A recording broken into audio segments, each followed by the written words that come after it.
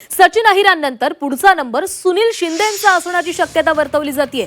एकनाथ शिंदे ठाकरेंना पुन्हा धक्का देणार असल्याची चर्चा आहे। सुनील शिंदेंना गळाला लावण्याची तयारीही केली जाते असं सांगितलं जातंय।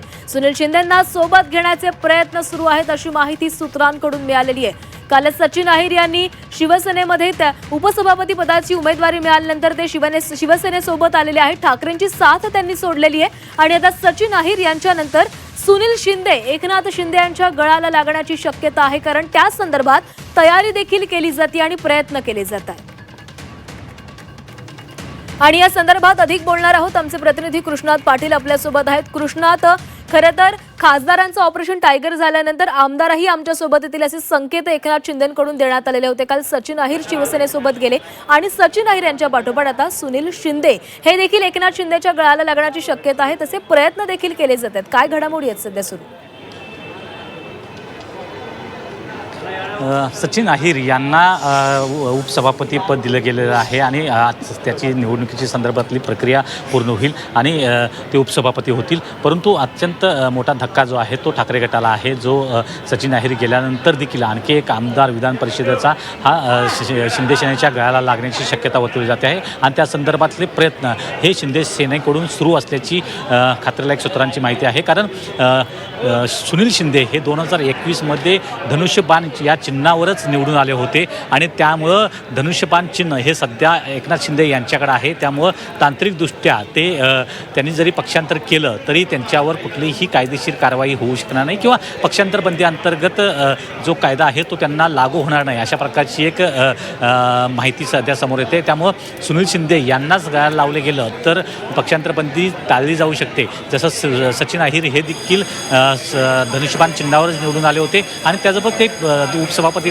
होणार आहेत आणि पीठासीन अधिकारी असणार आहेत। त्यामुळं पक्षांतर बंदी कायदा सचिन अहिर यांना देखील लागू होणार नाही, त्याचप्रमाणे सुनील शिंदे यांना देखील लागू होणार नाही, कारण ते धनुष्यबाण चिन्हावर आहेत। त्यामुळं आता सचिन अहिरानंतर जर नंबर कुणाचा असेल तर सुनील शिंदे यांच्यावर सर्वात जास्त लक्ष असणार आहे, कारण त्या ठिकाणी वरळी या ठिकाणी जो मतदारसंघ आहे तो आदित्य ठाकरे यांचा आहे आणि आदित्य ठाकरे यांना जर घेरायचं असेल, त्यांची नाकेबंदी करायची असेल आणि त्यांना त्याच ठिकाणी म्हणजे वरळीमध्येच थांबून ठेवायचं असेल तर अशा प्रकारचे प्रयत्न सुरू झाले आहे की दोन्ही तिथले जे मोठे नेते आहेत सचिन अहिरांना घेतल्यानंतर सुनील शिंदे यांना जर घेतलं गेलं तर आदित्य ठाकरे यांची आणखी जास्त कोंडी होऊ शकते आणि त्या दृष्टिकोनातून प्रयत्न हे आता शिंदे सेनेकडून सुरू असल्याची माहिती सध्या समोर येताना पाहायला मिळते।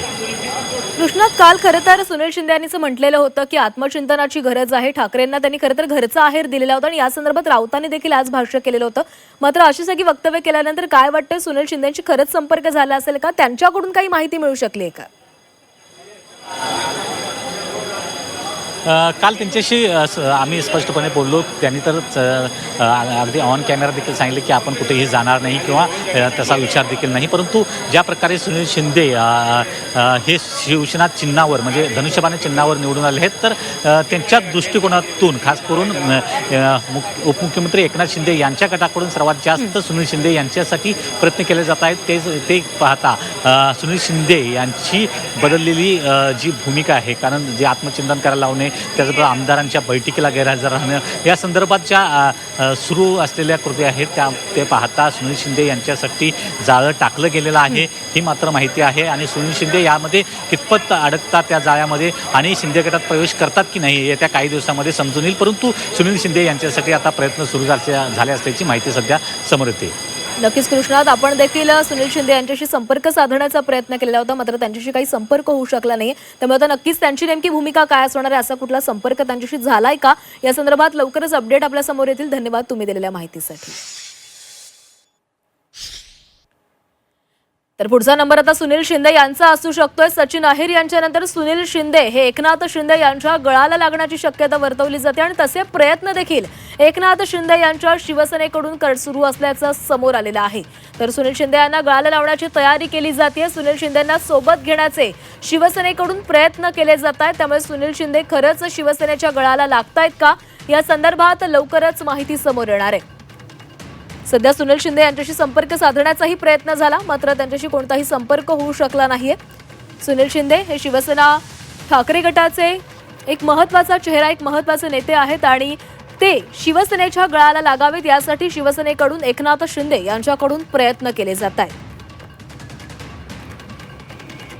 तर सुनील शिंदे मुंबईतील शिवसेना ठाकरे गटाचे एक ज्येष्ठ नेते असून नगरसेवक असेल, आमदार, विधान परिषद सदस्य अशा विविध स्तरांवर त्यांनी काम केलेलं आहे. त्यामुळे त्यांची ओळख म्हणजे संघटनात्मक काम असेल, स्थानिक विकास आणि मुंबई महापालिकेतील या प्रशासनातील अनुभवामुळे त्यांना एक अधिक महत्त्व आहे.